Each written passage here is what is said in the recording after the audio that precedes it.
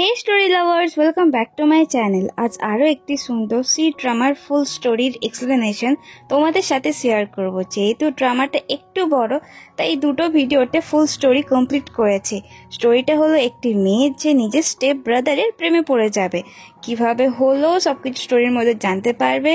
আর এই মেয়েটির লাইফে এমন একটা দুর্ঘটনা হয় যার জন্য মেয়েটির লাইফ পুরো চেঞ্জ হয়ে যায়। সো এই ড্রামার মধ্যে লাভ, ইমোশনস, রিভেঞ্জ সব কিছু আছে। আশা করছি তোমাদের খুব ভালো লাগবে। So let's get started. গল্পের শুরুতে এই ড্রামার মেন লিড জাইমু হাইডি কোম্পানি সিও ভিরিয়ানকে খুন করার চেষ্টা করে। ঠিক তখনই ওই সময় ওর বোন সু পিছন থেকে ওকে ডাক দেয়। জাইমু কোম্পানি সিও কে কেন ছুরি মারলো এটা আমরা স্টোরিতে পরে জানতে পারবো। এখান থেকে সিন শিফট হয়ে 3 মাস আগের মুহূর্ত দেখায়। জাইমু ওর বোন সু এর স্কেচ করছিল। সু দেখতে খুবই সুন্দর। সু ওর ভাইকে বলে, তোমার কি হয়েছে, আর কতক্ষণ, আর আমি আমার স্কেচটা দেখতে চাই। কিন্তু জাইমু ওকে স্কেচটা দেখায় না। আসলে জাইমু সুয়ের রিয়েল ভাই না, ওকে সুয়ের ফ্যামিলি অ্যাডপ্ট করেছে। স্কেচ দেখতে দেয় না বলে সু রেগে গিয়ে ওখান থেকে চলে যায়। এরপর সু ওর বয়ফ্রেন্ড ট্যাং এর সাথে দেখা করতে যায়। অন্যদিকে আমরা ট্যাংকে দেখি ও বাস্কেটবল খেলছিল। ট্যাংও দেখতে খুবই হ্যান্ডসাম। ওই সময় অন্য একটা বাস্কেটবল টিম এসে ওদের সাথে ঝগড়া করে, তাই সু গোল করে ট্যাং এর টিমকে জিতিয়ে দেয়। জাইমু ও সুয়ের সাথে এসেছিল। গেমের পর ওরা সবাই ক্যাফেতে খেতে যায়। এখানে ওরা যা কথা বলছিল একটা মিস্ট্রিয়াস লোক ওদের পাশ থেকে শুনছিল। এটা কে সেটা স্টোরিতে পরে জানতে পারবো। ক্যাফেতে ট্যাং যখন সুয়ের একটু ক্লোজ আসে এটা দেখে জাইমু বলে, আমি স্কুলে যাচ্ছি, আর ওখান থেকে বেরিয়ে যায়। সু তখন ওকে বলে ফেরার সময় আপেল এনো। ক্যাফেতে খাওয়া দাওয়া শেষ করে ট্যাং সুকে নিয়ে বাড়িতে দিতে আসে। এদের মধ্যে একটু কিউট মোমেন্ট ক্রিয়েট হবে। তখনই জাইমু বাড়িতে চলে আসে। জাইমু সুকে আপেল খাওয়ানোর পরই ট্যাংকে ওর সাথে বয়েজ হোস্টেল যেতে বলে। আসলে জাইমু চায় না ট্যাং আর সু সময় কাটাক। রাস্তাতে আস্তে আস্তে ট্যাং জাইমুকে বলে, আমি সুয়ের গ্রাজুয়েশন ডে তে একটা সারপ্রাইজ দেবো। বাট জাইমু কোনো ইন্টারেস্ট না দেখিয়ে ওখান থেকে চলে যায়। ঠিক তখনই ট্যানের কাছে একটা কল আসে। নেক্সট সিনে আমরা দেখি ট্যাং ওর সিনিয়র ভিরান, যে কি হাইডি কোম্পানির সিওর সাথে ওর গার্লফ্রেন্ডের মিট করায়। আসলে কিছুদিন পরই সুয়ের হাইডি কোম্পানিতে ইন্টারভিউ রয়েছে। এখানে ভিরান সুয়ের হাতে একটা ব্রেসলেট নোটিস করে। আসলে এই ব্রেসলেটটা ও ট্যাংকে দিয়েছিল। সু ইন্টারভিউর জন্য ক্যাফে থেকে তাড়াতাড়ি চলে যায়। ট্যাং একটা ইউনিভার্সিটিতে চান্স পেয়েছে, সেটা ভিরানের জন্যই। সু যাওয়ার পর ট্যাং ভিরানকে বলে, আমি ইউনিভার্সিটিতে চলে যাব এটা সু জানে না। আমি যাওয়ার পর প্লিজ ওর একটু খেয়াল রেখো। নেক্সট ডেতে জাইমু আর সু একসাথে মুভি দেখার প্ল্যান করে। এরপর সু যখন রেডি হচ্ছিল তখনই ওর কাছে হাইডি কোম্পানি থেকে কল আসে। ওকে বলা হয়, তুমি ইন্টারভিউতে পাস করে গেছো। সু একটু শকড হয়, কারণ ও সবে মাত্র ইন্টারভিউ দিয়েছে আর এর মধ্যেই রেজাল্ট বাড়িয়ে গেছে। ওর মনে হচ্ছিল ও ইন্টারভিউতে পাস করেছে ওর স্কিলের জন্য না, জাস্ট বিকজ ওর বয়ফ্রেন্ড ওই কোম্পানির সিওর ফ্রেন্ড। এরপর সু জাইমুর সাথে মুভি দেখার প্ল্যান ক্যান্সেল করে ট্যাং এর সাথে দেখা করতে যায়। অন্যদিকে জাইমু ওর জন্য অনেকক্ষণ ধরে অপেক্ষা করছিল। এখানে আমাদের জাইমুর রিয়েল ফিলিংস এর কথা জানানো হয়। আগের সব মুহূর্ত ও মনে করে কিভাবে ওরা একসাথে সময় কাটাতো। আসলে জাইমু জানতো যে ও সু ফ্যামিলির অ্যাডাপ্টেড সন, আর ছোটবেলা থেকে জাইমু সুকে নিজের বোন ভাবতো না, কারণ ওকে পছন্দ করে। সু মুভি দেখতে যেতে পারেনি বলে জাইমু একটু আপসেট ছিল, তাই সু ওকে মানানোর জন্য ওর কাছে আপেল নিয়ে যায়। বাট জাইমু তো ওর কোনো কথাই শোনে না। নেক্সট ডে কলেজে ট্যাং জাইমু স্কেচ ডায়েরিটা দেখে ফেলে, যার মধ্যে শুধু সুয়েরই স্কেচ আঁকা ছিল। তাই ট্যাং বুঝে যায় হয়তো জাইমুর মনে সুকে নিয়ে কোনো ফিলিংস রয়েছে। এই ব্যাপারে যখন ট্যাং জাইমুর সাথে কথা বলতে যায়, জাইমু ওকে ইগনোর করার চেষ্টা করে। তাই ট্যাং ওকে বলে, তুমি ভুলে যেও না তুমি কে, ও তোমার বোন হয়। জাইমু বলে, এটা আমার আর ওর মধ্যে। এদের মধ্যে আর্গুমেন্ট হতে হতে জাইমু ট্যাংকে পিছনে ধাক্কা মারে আর ট্যাং এর হাত দিয়ে সব পেপার গুলো পড়ে যায়। ঠিক তখনই সু ওখানে আসে আর ট্যাং এর কলেজ ট্রান্সফারের নোটিশটা পায়। সুয়ের খুবই খারাপ লাগে, কারণ এমন একটা ইম্পর্টেন্ট কথা ট্যান ওকে বলেইনি। সু ফার্স্ট ট্যানকে কংগ্রাচুলেশন বলে ব্রেকআপ করতে চাইছিল, কারণ ওর মনে হয় এইভাবে লং ডিস্টেন্স রিলেশনশিপ গুলো মেনটেন করা যায় না। এদের আর্গুমেন্ট দেখে জাইমু মনে মনে হ্যাপি হয়। বাড়িতে ফেরার সময় সু জাইমুকে বলে, ট্যান এই কথাটা আমার কাছ থেকে লুকিয়েছে, আর তুমি কি কোনো কথা আমার কাছ থেকে লুকিয়েছো? জাইমু এখানে তো না বলে। রাত্রেবেলা সু অনেকটা আপসেট ছিল, তাই ও অনেক করে ড্রিঙ্ক করে। এছাড়া সু জেনে গেছিল যে জাইমু জানে ও সু ফ্যামিলির অ্যাডপ্টেড সন। জাইমু ওকে ড্রিঙ্ক করতে মানা করে, বাট ও শোনে না। এরপর জাইমু ওকে পিগি ব্যাগ রাইড দেয়। বাড়িতে ফিরে সু ঘুমিয়ে পড়ে। জাইমু ওকে দেখে ওর গালে চুম দিতে যাচ্ছিল কিন্তু দেয় না। জাইমু রুম থেকে বেরিয়ে যাওয়ার পর সু চোখ খোলে, হয়তো সু বুঝতে পেরেছে। কিছুদিন পরই সুয়ের কলেজের গ্রাজুয়েশন দিন চলে আসে। ভিরান ওর সাথে দেখা করতে আসে, ওকে কংগ্রাচুলেশন জানায়। এই জিনিসটা জাইমু খুব একটা পছন্দ করে না। ভিরান সুকে জানায়, আমাদের কোম্পানি তোমাকে হায়ার করেছে তোমার যোগ্যতার জন্য, ট্যানের জন্য না। এটা শুনে সু হ্যাপি হয়। এরপর সুয়ের গ্রাজুয়েশন সেলিব্রেট করতে ও, ওর মা আর ওর ভাই ক্যাফেতে যায়। এখানে ট্যান ওকে সারপ্রাইজ দেয় আর সাথে বিয়ের জন্য প্রপোজ করে। সু এটা দেখে খুব হ্যাপি হয় আর সঙ্গে সঙ্গে হ্যাঁ বলে দেয়, কারণ সু ও ট্যানকে খুব ভালোবাসতো। আফটার গ্রাজুয়েশন সু হাইডি কোম্পানিতে জব করা শুরু করে। সু যখন ওয়াশরুমে ছিল, কিছু স্টাফ আলোচনা করছিল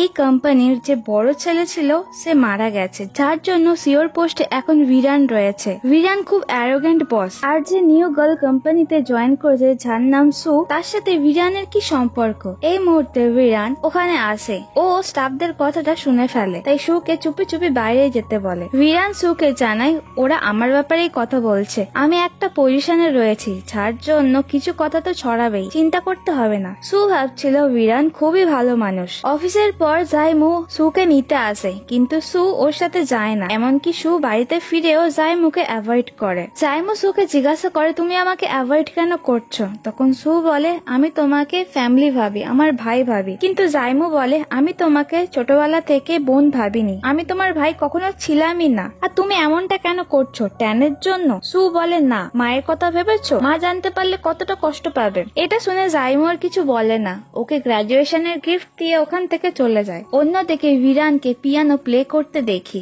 পিয়ানোর ভিতর থেকে একটা কেস ফাইল বার করে, যার মধ্যে সু, জাইমুর কিছু ফটো ছিল। এর মানে ও অনেক আগে থেকেই ওদের ওপর নজর রাখছিল। নেক্সট ডেতে সু অফিসে যেতে ভিরান ওকে নিজের সাথে কোম্পানি ডিনারে যাওয়ার জন্য বলে। সু প্রথম কিন্তু করার পর ভিরানকে বলে, আচ্ছা ভেবে দেখবো। এরপর সু ট্যানের সাথে ভিডিও কলে কথা বলার সময় ভিরানের সাথে এই কোম্পানি ডিনারে যাওয়ার কথা বলছিল। ট্যান ওকে জানায়, হ্যাঁ ভিরান এই কথাটা আমাকে জানিয়েছিল। ট্যান এই সময় একটা পার্টির মধ্যে ছিল। তখন ট্যানেরই একটা মেয়ে বন্ধু ওকে পাশ থেকে ডাক দেয়, ওকে আসার জন্য বলে। তখন ট্যান বলে, আমি আমার ফিউচার ওয়াইফের সাথে কথা বলছি। এটা শুনে সু স্মাইল করে। নেক্সট ডেতে কথা মতো সু ভিরানের সাথে কোম্পানি পার্টিতে যায়। সু একটু আনকমফোর্টেবল ফিল করছিল। ভিরান সুকে অনেকবার ড্রিঙ্ক করতে বলে আর সু বারবার মানা করে। তাই ভিরান ওকে বলে, ঠিক আছে, এই লাস্ট ড্রিঙ্কটা করে তুমি বাড়ি যেতে পারো। তাই সু ড্রিঙ্ক করে। এই ড্রিঙ্কের মধ্যে কিছুতে একটা মেশানো ছিল। ড্রিঙ্ক করার পর সুয়ের মাথা ঘুরতে থাকে। ও যাও করে পার্টি থেকে বেরিয়ে জাইমুকে অনেকবার কল করে। অন্যদিকে জাইমু ফোনের কাছে ছিল না। এই সুযোগে ভিরান সুয়ের সাথে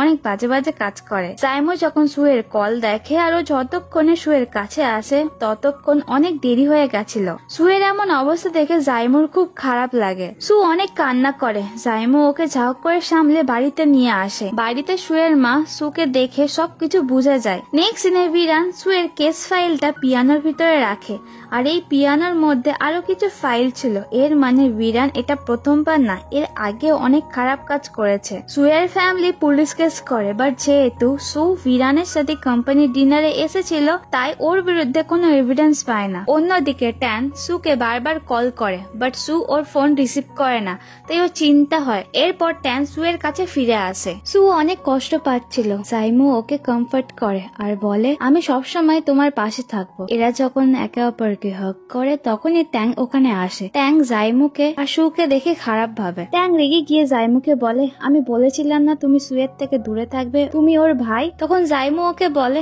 এটা তোমার জন্য হয়েছে, তুমি হাইডি কোম্পানি সিও ভিরানের সাথে সুয়ের দেখা করিয়েছো। ট্যাং এখানে কিছু বুঝতে পারছিল না। ট্যাং এর পিছন পিছন ওর সেই ফিমেল ফ্রেন্ড জাউজি এসেছিল।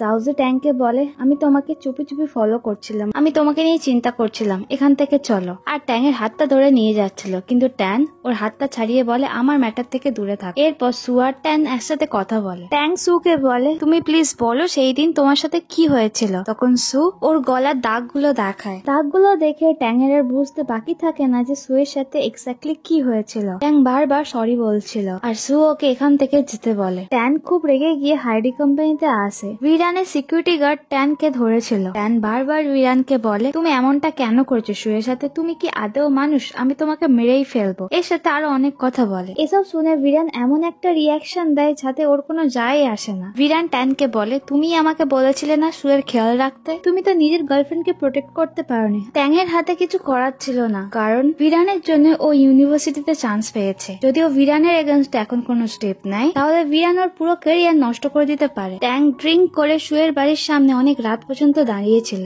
সু এটা নোটিস করে, আর জাইমু যখন ওকে দুধ দিতে আসে খাওয়ার জন্য, সু জাইমুকে বলে তুমি ট্যাংকে গিয়ে বলো বাড়ি যেতে। জাইমু ট্যাংয়ের সাথে কথা বলতে যায়, ওকে বাড়ি যেতে বলে। ট্যাং বারবার সরি বলছিল। সু যখন রুমে একা ছিল তখন ওর মা ওর সাথে কথা বলতে আসে। ওর মা জিজ্ঞাসা করে, শুনলাম ট্যাং নাকি বাড়ি এসছে, ও কি এই ম্যাটারে সবকিছু জানে? তখন সু হ্যাঁ বলে। তাই ওর মা বলে, তুমি যদি ইন ফিউচার ট্যাংকে পছন্দ করো তাহলে আমি তোমাকে সাপোর্ট করব, আর যদি না ফিউচারে ও তোমার সাথে থাকে তাহলে আমি অনেক হার্ড ওয়ার্ক করব আর তোমার সারা জীবন খেয়াল রাখবো। আমি সবসময় তোমার পাশে আছি। এটা শুনে সু খুব হ্যাপি হয়। পরের দিন সকালে জাইমুর যখন ঘুম ভাঙে, ও সোশ্যাল মিডিয়াতে সুয়ের অনেক বাজে বাজে ফটো দেখে। তাই ও সুয়ের রুমে চেক করতে যায়। সু ওই ফটোগুলো দেখে ফেলেছিল, তাই ও সুসাইড করার চেষ্টা করে। সময় মতো জাইমু আর সুয়ের মা মিলে ওকে হসপিটালে নিয়ে আসে। সুয়ের প্রাণ বেঁচে যায়। সু যখন চোখ খোলে, ওর সামনে ওর মা, জাইমু আর ট্যান ছিল। ওর মা কাঁদতে কাঁদতে ওকে বকাবকি করে। ওর মা ওকে বলে, তোমার বাবা মারা যাওয়ার আগে আমি কথা দিয়েছিলাম আমি তোমার পুরো লাইফ খেয়াল রাখবো। এসব কথা শুনে সুও কিছু বলতে পারে না। সুয়ের সাথে যা কিছু হয়েছে ও কোনো মতেই ভুলতে পারেনি। তাই ও আবারও হসপিটালের ছাদে গিয়ে সুসাইড করার চেষ্টা করে। তখন একটা পেশেন্ট এসে ওকে নিজের মেয়ের ব্যাপারে বলে। সময় মতো ওখানে জাইমু, সুয়ের মা আর ট্যাং চলে আসে। তখন সু নিজের মায়ের সাথে কাটানো সমস্ত মুহূর্ত মনে করে। তাই ও সুসাইড করার চিন্তা ভাবনা ছেড়ে দেয়। হসপিটাল থেকে ডিসচার্জ হওয়ার পরই সু ভিরানের সাথে দেখা করতে যায়। ভিরান ওকে বলে, ডিসচার্জের পরই এখানে চলে এসছো, এর মানে আমি ইম্পর্টেন্ট। সু বলে, স্বপ্ন দেখো না, আমি এখানে এটা বলতে এসছি যে আমি হার মানবো না। ভিরান ওকে বলে, তুমি কি তোমার ফটোগুলো দেখেছো? ও তো ভালো লাগছে, ওগুলো সব সোশ্যাল মিডিয়াতে ছড়িয়ে গেছে, এখন ফটোগুলো অনেকই পপুলার। সু ভিরানের চোখে চোখ রেখে বলে, তুমি এই সামান্য ফটোগুলো নিয়ে আমাকে ভয় দেখাচ্ছ? ভয় তো তোমার পাওয়া দরকার, কারণ আমি খুব শীঘ্রই তোমাকে জেলে পাঠাবো। এত কিছুর পর সু মন থেকে ডিসাইড করেছিল ও এবার প্রতিশোধ নেবে।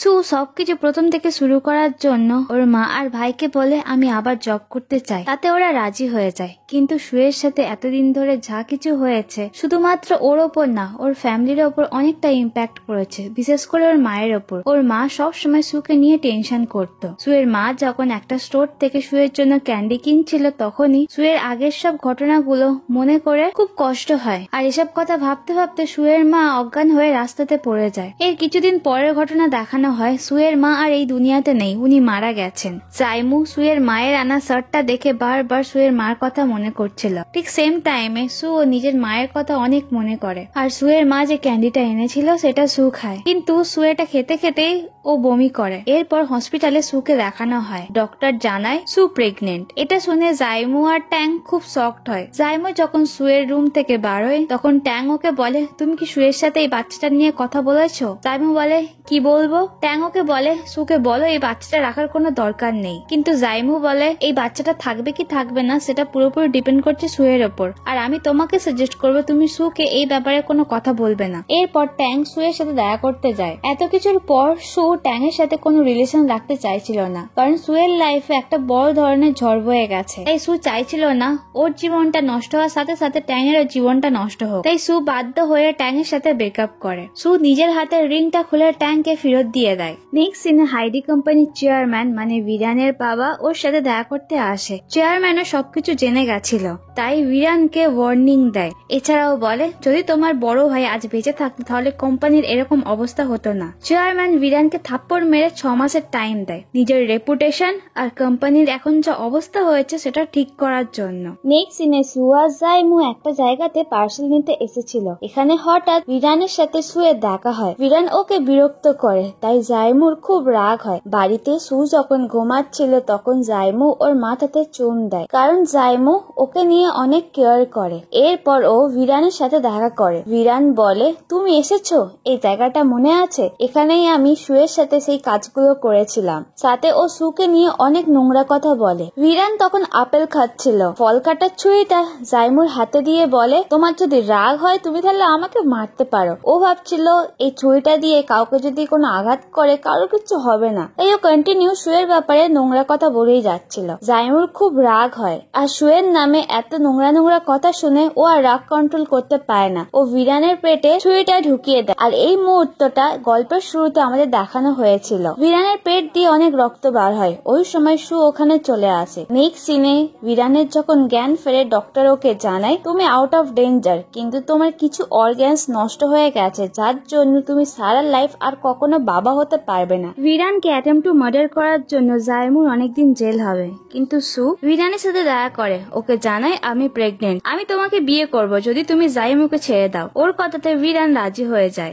আর সুয়ের হাতে ও কোনো উপায় ছিল না, ও জাইমুকে বাঁচানোর জন্য ভিরানকে বিয়ে করার জন্য রাজি হয়। সু জাইমুর সাথে জেলে দেখা করতে যায়। জাইমু ওকে বলে ভিরান কি তোমাকে থ্রেট দিয়েছে, সবটা আমার জন্য হয়েছে, তুমি প্লিজ ওর কথা শোনো না, সারা লাইফ আমি জেলে কাটাবো, কিন্তু তুমি ওকে বিয়ে করো না প্লিজ। সু ওকে বলে না না চিন্তা করো না, 4 বছর পর তুমি জেল থেকে ছাড়া পাবে। জাইমু বারবার সুকে সরি বলে। এখানে এরা খুবই ইমোশনাল হয়ে পড়ে, দুজনকে দেখে খুবই কাঁদে। এই কটা দিনের মধ্যে সুয়ের লাইফে বড় ধরনের একটা ঝড় বয়ে গেল। এখন জাইমু জেলে, ওর মাও মারা গেছে, তার উপর সু প্রেগনেন্ট, আর এমন একজনকে বিয়ে করতে হচ্ছে যাকে ও সব থেকে বেশি ঘেন্না করে। সিন শিফট হয়ে 4 বছর পরের ঘটনা দেখায়। হাইডি কোম্পানির প্রেস কনফারেন্সে জানানো হয় এন কর্পোরেশন আর হাইডি কোম্পানি একসাথে কোলাব করছে, মানে দুটো কোম্পানি মিলে একসাথে কাজ করবে এবার থেকে। আর এই কোলাবোরেশনটা হয়েছে শুধুমাত্র হাইডি কোম্পানি একজন ফেমাস ডিজাইনার যার নাম রিতা তাকে হায়ার করেছে বলে। এবার থেকে রিতা কোম্পানির সমস্ত প্রজেক্ট লিড করবে। ভিরানোর ম্যানেজারকে জিজ্ঞাসা করে প্রেস কনফারেন্সে রিতা কি এসছে, ম্যানেজার না বলে। ভিরান জানায় আজ প্রেস কনফারেন্সে রিতাকে আসতেই হবে, যাও করে ওকে এখানে নিয়ে আসো। এরপর ভিরান যখন প্রেস কনফারেন্সে বক্তৃতা দিচ্ছিল ঠিক তখনই রিতা প্রেস কনফারেন্সে আসে। ওকে দেখে ভিরান খুবই অবাক হয়, কারণ এই রিতা আর কেউ না সু ছিল। ভিরান জাস্ট অবাক হয়ে ওর দিকে তাকিয়েছিল যে এই পজিশনে ও এলো কিভাবে। ভিরান অ্যাকচুয়ালি জানতো না যে রিতা আসলে সু। এদের মধ্যে লাস্ট 4 বছরে কি কি হয়েছিল সবকিছু জানা যাবে পরের পর্বতে। সো ড্রামা লাভার্স, এই স্টোরিটা ভালো লাগলে প্লিজ লাইক কমেন্ট সাবস্ক্রাইব করে দিও, আর পার্ট 2 এর জন্য পার্ট 2 কমেন্টে লেখো। সো দেখা হচ্ছে নেক্সট পার্টে। Till then tata.